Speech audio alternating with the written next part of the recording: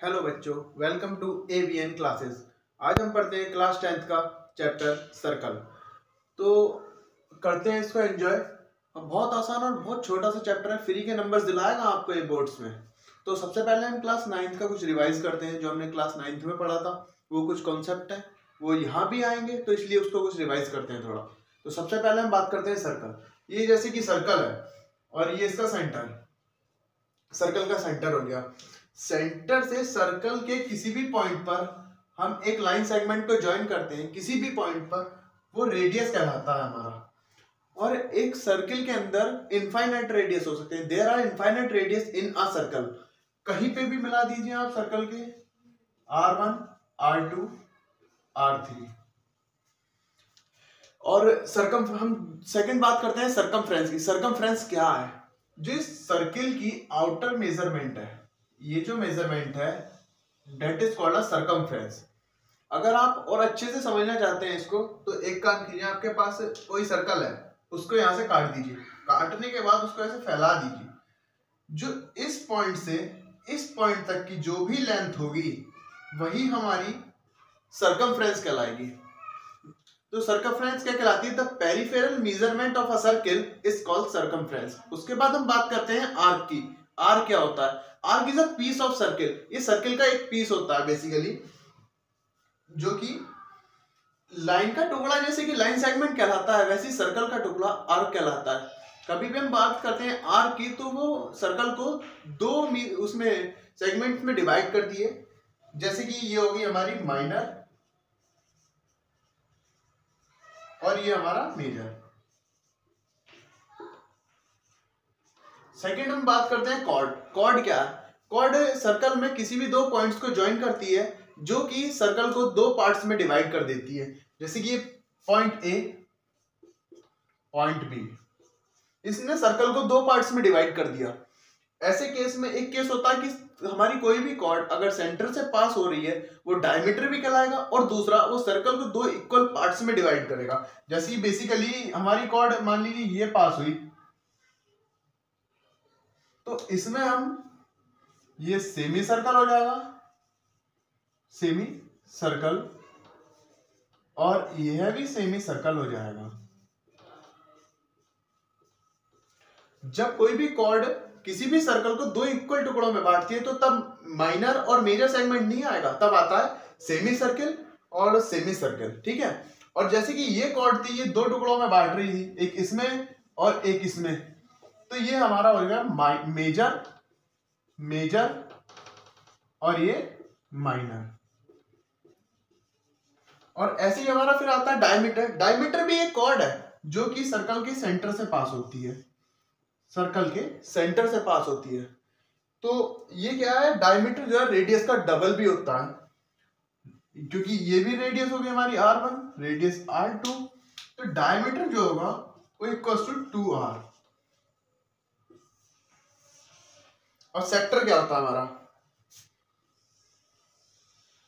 एक सर्कल में जैसे कि आपने कोई भी आर्क ली, तो उस आर्क से सेंटर को ज्वाइन करने वाली जो लाइंस होती हैं, ये हमारा सेक्टर कहलाता है। ये मेजर सेक्टर, और ये हमारा हो गया माइनर सेक्टर। बेसिकली मैं सब कुछ बता चुका हूं जो क्लास 9th का था बेस। अब हम कुछ बात करते हैं थ्योरम्स की, जो हमने थ्योरम्स पढ़ी थी। मैं सेक्टर में एक बात बताना भूल गया। अगर सेक्टर इक्वल है, मतलब जैसे कि मान लीजिए ये हमारा सेक्टर है, तो इस केस में क्या होगा? यहां से भी रीजन बनेंगे, तो इसमें हमारे दोनों इक्वल होंगे, ऊपर वाला भी और नीचे वाला भी। तो हम इसको बोलेंगे semi circular, semi circular region. ये भी हमारा semi circular region. Semi circular region क्या है? आधा सर्कल ये, आधा सर्कल ये। ठीक है। अब हम बात करते हैं कुछ थ्योरम्स की, जो हमने क्लास 9th में पढ़ी थी। Pause the video, note it down. तो स्टूडेंट्स, हमने क्लास 9th में कुछ थ्योरम्स पढ़ी थी, तो देखते हैं इनको। तो पहली थ्योरम देखते हैं। Equal course subtends equal angles at the centre और वाइस वर्सा। जो मतलब इक्वल कोड्स होती हैं जिनकी लेंथ इक्वल होती है, जैसे ये दो कोड है, ये और ये, इन दोनों की लेंथ क्या है, इक्वल है, एल एल। तो ये जो सेंटर पर एंगल बनाएंगे वो भी इक्वल होगा, थीटा थीटा। और इसका वाइस वर्सा, वाइस वर्सा का मतलब क्या है, इसका उल्टा। अगर कोई भी दो कोड सेंटर पर एंगल इक्वल एंगल्स बना रही हैं तो उनकी जो लेंथ होगी वह भी इक्वल होगी। आइए इसकी बात करते हैं। Equal chords are equal distance from centre. कोई भी दो इक्वल लेंथ की कोड्स हैं तो उनकी जो सेंटर से दूरी होगी वह भी इक्वल होगी। जैसे कि ये दो कोड है एल एन एल एन, तो इनकी जो सेंटर से दूरी होगी वह भी इक्वल होगी, डी डी। और इसका वाइस वर्सा, वाइस वर्सा का बात करते हैं इसी का उल्टा। जैसे कोई भी दो थ्योरम्स है, दो लेंथ है, कोई भी कोड है, वह सेंटर से इक्वल डिस्टेंस पर है तो उनकी जो लेंथ है वह भी इक्वल होगी। आइए तीसरी थ्योरम की बात करते हैं। तीसरी थ्योरम क्या कहती है, perpendicular drawn from centre to the code bisect the code. मतलब कोई भी एक कोड है जैसे पी क्यू, यह एक कोड है। अब हमने सेंटर से इस कोड पर कोई भी परपेंडिकुलर ड्रॉन किया, मान लीजिए ये क्या, सेंटर से हमने परपेंडिकुलर ड्रॉन किया, ये एम हो गया। तो जो पी क्यू है ये P M equals to P Q हो जाएगा। और ऑल्सो इसका दूसरा देखते हैं, कोई भी मतलब एक कोड है, अगर उस कोड का हम परपेंडिकुलर बाइसेक्टर ड्रॉन करेंगे तो वह हमेशा सेंटर से होकर जाएगा। ये जो है हमेशा सेंटर से निकल कर जाएगा। Okay, pause the video to note it down. अब ये थ्योरम पढ़ी थी आपने पिछले साल, इसके 3 पार्ट्स पढ़ाए थे, आपको कुछ याद आ रहा है? The angle subtended by an arc at center is double the angle subtended by it at any point on the remaining part of the circle। ठीक है, अब इसमें क्या होता है, जैसे कि ये सेंटर ये कोई आर्क है, ये दो जगह एंगल बनाएगी।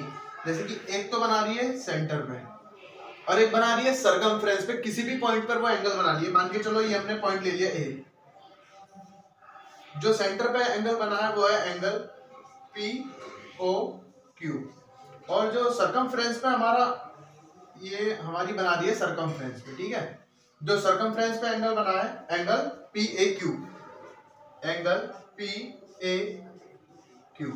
तो ये क्या कहता है, इसके अकॉर्डिंग जो सेंटर एंगल होगा वो सर्कमफ्रेंस के जो एंगल होगा उसके ट्वाइस होगा, मतलब इस एंगल का ट्वाइस यह एंगल होगा। ठीक है, अब इसी के 2 केस और हैं, हम बात करते हैं।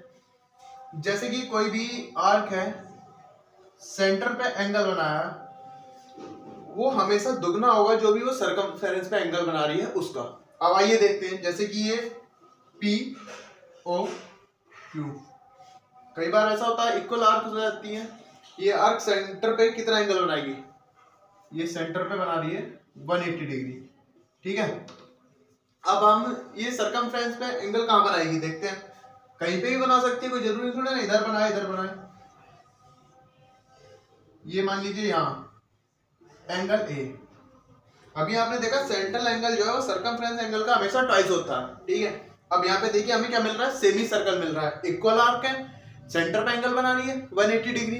अब ये एंगल हो गया P O Q is twice to angle P A Q, twice angle P A Q.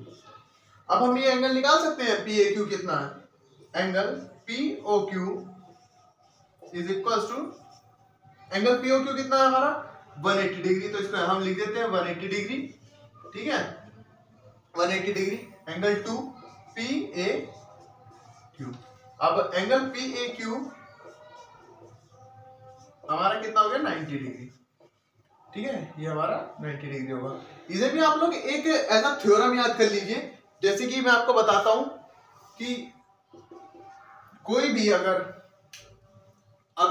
Centre पे एंगल बना रही है कोई भी आर्क, तो वो जो भी सर्किल की सर्कमफ्रेंस पर एंगल बनाएगी वो हमेशा 90 डिग्री बनाएगी। इसको याद कर लीजिएगा। अब ऐसे केस में हम इधर थर्ड केस देखते हैं।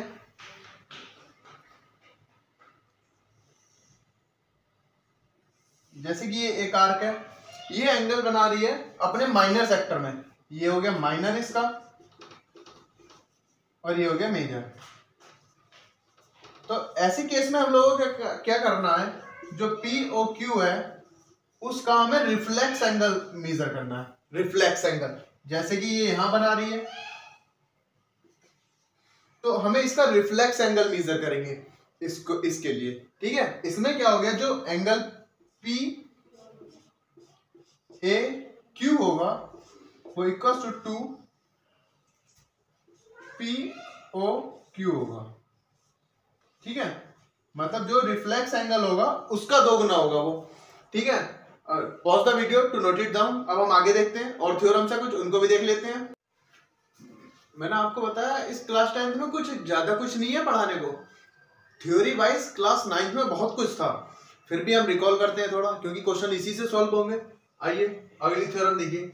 Angle in a same segment of a circle are equal, मतलब ये PQ कोई भी आर्क है। ठीक है, और किसी भी मतलब जो भी हमारी एंगल होगा वो अगर सेम सेगमेंट में आ रहा है, अब मेजर सेगमेंट में आ रहा है, ये माइनर सेगमेंट हो गया, सेम सेगमेंट की बात कर रहा है, तो जो एंगल PAQ होगा वह एंगल PBQ इसके इक्वल होगा। जब मान लीजिए कोई भी एक एंगल ले लीजिए C पे बना लीजिए, तो हमने C से बनाया ये, तो ये तीनों इक्वल होंगे। ये पॉइंट कोई भी D ले लीजिए,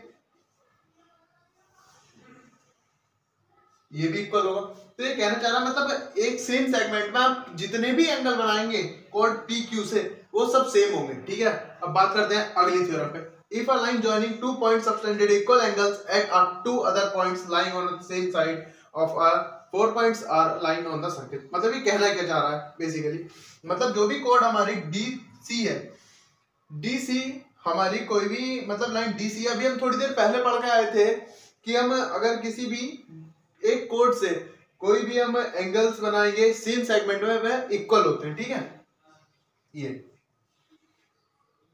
तो ये पॉइंट ABDC ये कहना चाह रहा है, मतलब जो DC से कोड से जो भी एंगल्स बनेंगे उससे हमें 4 पॉइंट्स मिलेंगे और वो चारों पॉइंट्स हमारे सर्किल पे लाई करेंगे। और इनकी खासियत ये है कि ये चारों पॉइंट्स हमारे कहलाते हैं कॉनसाइक्लिक, ये हमारे कहलाते हैं कॉनसाइक्लिक। ये इसी के बारे में बताना चाह रहा था। ठीक है, ये एंगल इक्वल्स होंगे, इसमें भी सेम है भाई, और कुछ नहीं है। ठीक है, pause the video to note it down. अब आगे एक थ्योरम और बची है, बस उसको और देख लेते हैं, फिर अपना क्लास 10th का स्टार्ट करेंगे। ठीक है, आइए अब हम एक देखते हैं, ये हमारा cyclic quadrilateral. Basically cyclic quadrilateral होता क्या है, बात करते हैं। साइक्लिक क्वाड्रिलेटरल मतलब एक क्वाड्रिलेटरल जो कि साइकिल, जो हमारा सर्कल है उस पे चारों पॉइंट क्वाड्रिलेटरल के सर्कल पे लाई करते हैं, मतलब ABC चारों पॉइंट ये सर्कल पे लाई करते हैं। इसकी खासियत क्या है, इसकी खासियत है मतलब इसके अपोजिट एंगल जो होंगे ABD, ये अपोजिट एंगल का सम 180 डिग्री होता है।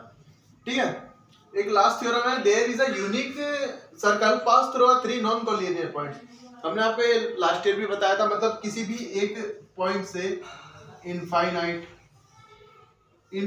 सर्कल पास हो सकते हैं। ठीक है, किसी भी 2 पॉइंट से भी इनफाइनाइट सर्कल पास हो सकते हैं। ठीक है, बट किन्हीं भी तीन नॉन कोलिनियर पॉइंट से, नॉन कोलिनियर जो है उनसे हम सिर्फ एक ही सर्कल पास कर सकते हैं। ठीक है, please pause the video to note it down. Class 9th का ओवरऑल हमने सारा कुछ पढ़ लिया है, अब आते हैं हम क्लास 10th पे।